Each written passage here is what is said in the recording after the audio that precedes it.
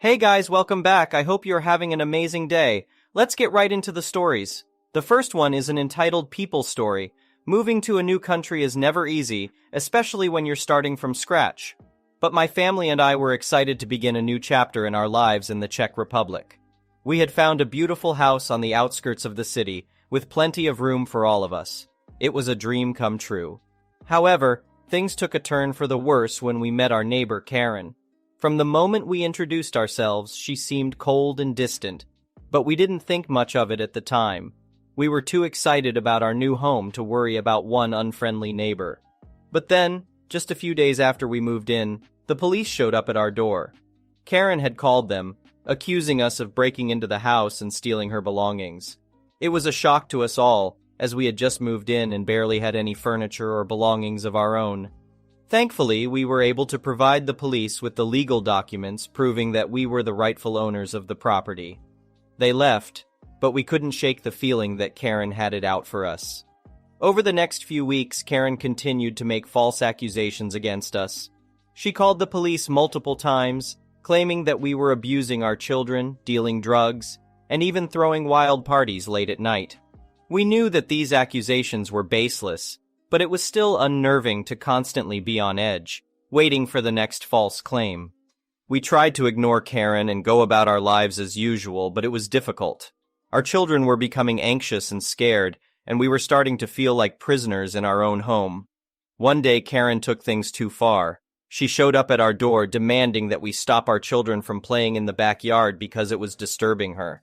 We tried to reason with her, but she refused to listen. Suddenly, Karen lunged at my wife, grabbing her by the arm and trying to pull her outside. I immediately stepped in, pushing Karen away from my wife and telling her to leave. Karen didn't take kindly to being pushed away. She called the police, claiming that I had attacked her and that I was a danger to the community. The police arrived and we were forced to give our side of the story. Thankfully, the police believed us and Karen was given a warning. But we knew that this wasn't the end of it. Sure enough, Karen continued to harass us, making our lives a living hell. We tried to keep our heads down and not let her get to us, but it was difficult. But then, one day, karma finally caught up with Karen. She was caught in a hit-and-run accident, and the police found drugs and stolen property in her car. It turned out that Karen had been a notorious criminal in the area, and she had been using us as a scapegoat to cover up her own misdeeds. We watched as Karen was taken away in handcuffs, finally getting what she deserved. It was a bittersweet victory, but we were relieved to finally be free of her constant harassment. And as for our own family, we were finally able to enjoy our new home without fear of false accusations or harassment. It had been a long and difficult journey, but we had come out on top. Update. A few months after Karen's arrest, we received a letter from the police department. It turned out that Karen had been involved in a large-scale criminal ring, and the police were looking for any information we might have to help with their investigation. We were shocked to learn that Karen had been living a double life, and that her criminal activities had been going on for years without anyone suspecting a thing. The police were grateful for any information we could provide, and we were happy to help in any way we could. As it turned out, Karen had been involved in everything from drug trafficking to theft, and the police were able to make numerous arrests thanks to the information we provided. It was a small comfort to know that we had played a part in bringing justice to the victims of Karen's crimes. In the months that followed, our family settled into our new home and our new community. We made friends with our neighbors, and we even began to participate in community events and activities. The next one is a pro-revenge story. Years ago, my mother and I had just moved to a new dog-friendly apartment complex. We had 2 dogs. One was a Bichon Shih Tzu and the other was a Terrier-Poodle mix. Because of them, we were excited about the community dog park right next to our building. Also, our whole building was filled with dog owners, each with dogs ranging from small to huge. Our apartment was on the first floor in the back of the building, all the way in the corner. It was a nice private area for us with how the apartments were situated. Since one of our dogs is a terrier, he can be a bit barky when we are not home. Though when we are home, we have a clicker to get his attention, which he has been trained to stop barking and come to whoever has the clicker. Due to our work hours, I was usually home in the morning and Mom was home in the afternoon, leaving him alone for a few hours during the day. After a month of moving to our new apartment, we received a note on our door. It was from one of our neighbors. It stated, "Dear neighbor, I understand that you are new to this complex, but it is rude to allow your dog to bark. It is ruining my sleep before I go to work, and my job is extremely important. I don't care how you do it, but shut your dog up." My mom turned in the note right away to the leasing office as she wasn't sure what to do with it. That is when the office told us not to worry because he had done this to every dog owner in the building. They did ask us to see if we can find ways to calm him down when we were not home. So we did. We found out the kids of the neighborhood liked playing with the power station outside our apartment, and that is who he had been barking at. So we closed off that area for him when we went out and no one was home. We started playing calming music as a way to help as well. Another week goes by and this time we hear a knock at the door. We go outside and we meet our angry neighbor. He explains that our dog has kept him up every day and woke him up with his hours of barking. Both of us had been home that day, and our dog had been a good boy and had not had excessive barking. I still remember what he had told us when I explained that. "I know what I heard. If you can't control your dog, then I am going to call animal control and have them both taken from you. I did it before and have no problem getting rid of your dogs too. Then I'll get you kicked out for not following your lease, and I can do that because I am very rich and the apartment needs my money. So do something to shut your dogs up or else." After that and my mom apologizing for what had happened, we went back in. A few moments later, I walked out to get the mail and discovered from another neighbor that he had gone to 3 other apartments and made similar threats. After some convincing, my mom told the apartment what had happened. We were told not to worry, and if he did that again, to please contact them. We also found out that the apartment had offered him an apartment away from the dogs, but he had declined since the dogs were the problem and not him. However, what he had done, my mom began to show signs of anxiety and bought a lemon spray bark collar for our dog. While I didn't like this idea, it had put her at ease to go outside our apartment. We did make sure to only put it on him when we both were not home. A month went by peacefully, then once again we get a knock on our door. This time it was animal control. They had gotten an anonymous report of a dog being abused and neglected in our home. They explained that someone has said that our dogs were barking because of neglect. My mom invited the AC lady inside and explained the situation. We showed her everything we could to prevent our dogs from being taken away. The nice lady noticed how playful and happy our dogs were and figured it was another false call. She explained that they had gotten a few of those from an anonymous concerned neighbor for other apartments in this building. The AC lady left, telling us that if they are threatened again to try and get it on record. This event had turned my mom into a paranoid person who became afraid to leave the house, thinking that if she did, then she would lose her pups. Normally, I am the calmest person in my family, never really letting anyone get to me, but this neighbor had done this to hurt us. So I did my research and discovered a few things that could legally help us. With new information on certain laws and leasing terms, I formed a plan.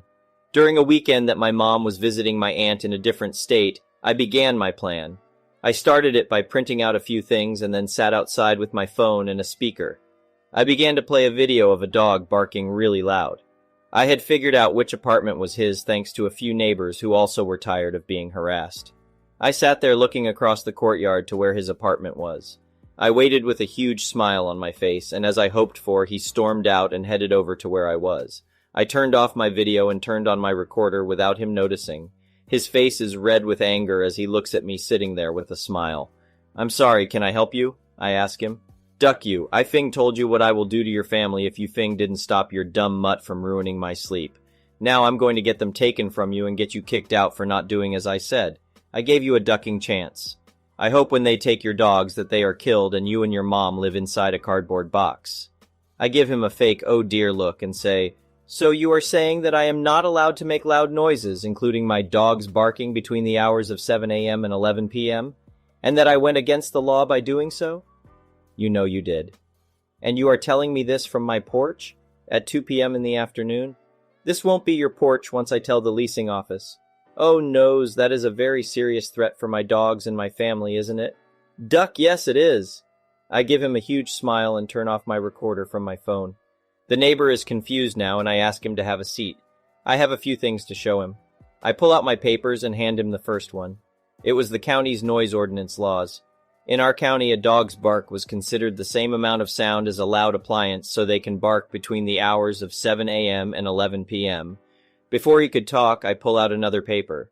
This one states that it is against the leasing terms to threaten another neighbor, and after one warning, the apartment complex had the right to revoke their lease. He looks at me with an understanding of what he had done now. I silence him and pull out one last paper. This one was another leasing term I had found. This face, after reading this one, had made him turn white. This last one talked about how it was a complete violation of leasing terms to go onto another renter's property and threaten them or their property. This includes the renter's outdoor area. Those found guilty of this violation will have their lease revoked immediately and be forced to leave the apartment within a set time. The scared look on his face was priceless as I silently got up and walked back into my apartment. After he finally left, I called my leasing office and explained what had just happened and agreed to email the recording to them right away. A week later, my mom came home with some news that she had learned from the leasing office.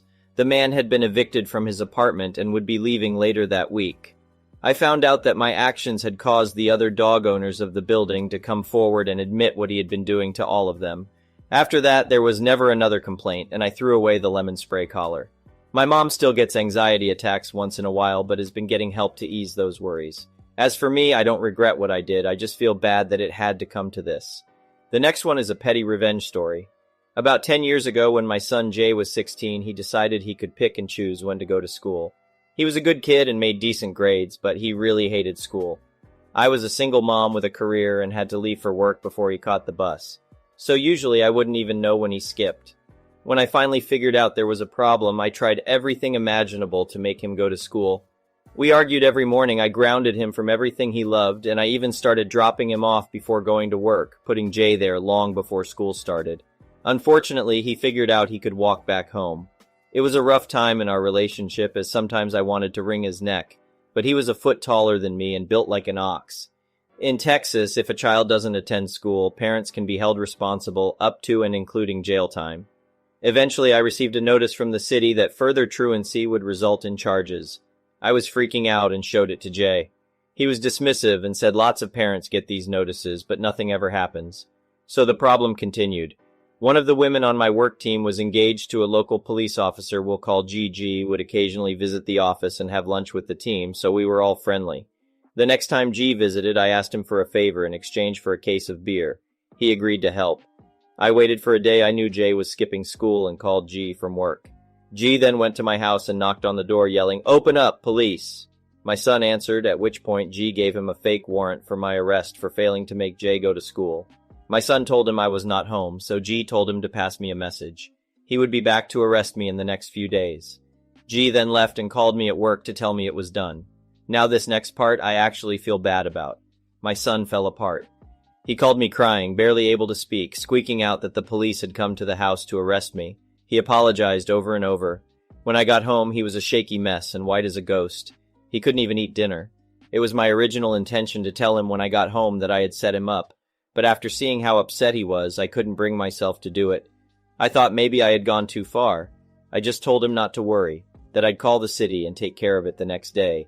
I assured him everything would be okay. The next morning, Jay was up and dressed early, and there was zero argument about him going to school. And it went that way all the way through to his graduation. I finally confessed to my son just last year that I had staged the whole thing. Luckily, he's grown up enough to realize it was done with his best interests in mind, but he was still pretty angry. In the end, that case of beer was one of the best investments I ever made. The next one is an entitled people story. At first, my brother and grandmother only got worse. My grandmother turned into a crying wail again when my brother told her he was moving out. Then he had the gall to ask for mine and our parents' help to move his stuff because Grandma was saying she wouldn't let him leave. But our parents just reminded him of the crap he'd done to end up in his current situation. And rather than act like a rational human being, he decided he'd do just the opposite. He blamed me for ruining his life again, and my father told me he actually busted a gut laughing at my brother when he said that. Then laid into my brother over how he was blaming his own crap on me, and my 30-year-old brother curled up in a chair crying. He refused to leave our parents' house that night and stayed curled up on the couch with a bottle of booze until the next day, in which he was kicked out by our parents with a raging hangover. Our father told him he needed to apologize to me for real face-to-face, and that they'll no longer consider him their son if he doesn't. It took my brother a couple of days, but he showed up at my place with a piece of paper in hand and read out an apology he'd pre-written. He said he was so sorry for everything he'd done. He'd been a crappy person and an even crappier brother. He looked for any way he possibly could in his own head to make me the bad guy. But the excuses just aren't there anymore. He can't ever undo the things he did. But he wants to move forward and try to mend our relationship as siblings, starting with GTFO of Grandma's house. He told me he understands why none of us want to be there and that he'll hire help. We ended up shaking hands and having a hug. And thus far, he's actually been working hard to improve himself, even cutting down on his drinking by a lot. As for my grandma, she did try to keep my brother from moving out, and she refused to let the movers he hired in. He had to get the help of a police officer to keep her at bay. They only had to move out one room's worth of stuff, and with the movers and my brother working at it, they got all of his stuff out of there in record time. My grandma ended up threatening to unalive herself while he was leaving, or so my brother said. But I'm pretty sure that was the exact truth, because she did actually try. But in the most attention-seeking way possible, she took a bunch of pills and then called cop on herself. They took her to the hospital and got her stomach pumped, which was a bit redundant, as she'd thrown up before the ambulance even arrived, but they wanted to be sure. My parents ended up getting APS involved, as Grandma ended up on another psyche hold, only this time in a hospital bed. During her stay, they did several tests on her because she avoided doctors for years, and she was found to be in bad health. Her kidney function was low, her lungs weren't in very good shape, and she was at heavy risk of diabetes. So Grandma had to be put in a care facility for her own health and safety. It actually didn't surprise me much. She was a little woman but had some weight on her, and all her teeth had to come out when she was in her 50s because the only thing she would drink is soda, and she ate a lot of sugary foods. She especially loved chocolate. She also used to be a heavy smoker in her younger years, and I guess that did some lasting damage to her lungs. She'd been having breathing trouble for some time, but somehow hid it from us all. Doctors found that she needed to be put on oxygen and that she couldn't live alone anymore. She wanted my brother to come back and become her full-time caregiver, but he refused and said that he just can't. He's got his own life to live, and he's got a lot to make up for with the rest of us. Well, my grandma went crazy crying and throwing things in the hospital while screaming at us all to get out. After she was out of the hospital, my parents worked to have Grandma put in a care home. They moved a few of her personal belongings into a room there to try and make her more comfortable, but that didn't really do much of anything. She was there all of a week and said she was incredibly miserable. All the employees treated her like a child, and she had to have an oxygen breather attached to her at all times. She also said she hated being there because, in her words, the place was filled with old people. And she hated being reminded that she's old too and would rather be alone. She was there nearly a month before trying to unalive herself again by refusing to wear her oxygen breather and saying she'd hang herself with the tubes. They had to put her on close observation 24/7, which only made her even more miserable. Each time we saw her, she begged us, even begged me to take her out of that place. She missed her home and she missed her old life, but she wasn't going anywhere because she was considered a danger to herself. Eventually, she just seemed to accept her fate that she would spend the rest of her life living in the care home, and my grandma pretty much just shut down. She became that bitter old woman that hardly talks to anyone. We paid her regular visits, but she was never happy to see us, me especially. And the months just blurred together with this routine. Things seemed to change a little when we told her my wife was pregnant, and she perked up at that. My wife reluctantly let her feel her belly when we visited, and that seemed to make her day. If anything, it made Grandma a bit nicer to all of us, but she was generally still her mean old self. Then, some time ago, we found out Grandma had a stroke in her sleep and passed away. The funeral was a bit lackluster. My mother was really the only one who cried. Most of us were just really quiet the whole time. And then we had a small family reunion at my parents' house. But if anyone here was thinking we'd be singing Ding Dong the Witch is Dead, well, no. It was mostly just awkward conversations, as a lot of us didn't have much good to say about her. And she'd already passed away, so what good would it do any of us to talk about how toxic of a person she was in life either? So there wasn't much to do but stand around and get drunk. And get drunk we did. But it was more like a party full of sad, quiet drunks. Everyone dressed in black and gulping down beer or wine. Anytime someone wanted to do something fun, it just got really awkward till they shut up or decided to stay quiet or leave. And my wife wasn't there since she stayed home after the funeral because she couldn't drink and didn't want to be surrounded by people drinking. My brother is showing some genuine improvement. Grandma was his biggest enabler, and she's no longer with us. He applied for therapy last year to try and better understand himself and make a better effort to change. For now, he's trying to help out our father with remodeling the attic in his spare time, and things are still awkward between us anytime we see each other. Right now, I can't say how things will go in the long run at all. But without Grandma's toxic influence, hopefully, everything will change for the better. As for Grandma's estate, well, her will was surprisingly fair. We were all certain my brother would get everything since he was her favorite. But instead, my parents got her house, and they are working to get it ready to be rented out. The rest of Grandma's money and assets were pretty evenly distributed. Well, mostly I didn't get much, but I didn't want it either. I'm doing fine, and I didn't need it. I guess that concludes everything. Looking back on everything that happened, it's easy to see how things could have been different if my brother had made better choices, and if my grandma had been more responsible with her health. But it's also important to remember that everyone involved was just doing their best with the resources and knowledge they had at the time. As for me, I've learned a lot about forgiveness and how it can be a powerful tool for healing. It wasn't easy to forgive my brother for the things he did, but I'm glad we were able to move forward and rebuild our relationship. And even though my grandma could be difficult and toxic at times, I still loved her and will always remember the good times we had together. In the end, life is messy, and things don't always turn out the way we want them to. But with patience, understanding, and a little bit of grace, we can find a way to make it through even the toughest of times. Thank you for watching. I would really appreciate it if you could like the video and subscribe to our channel if you haven't already. We'll see you again tomorrow.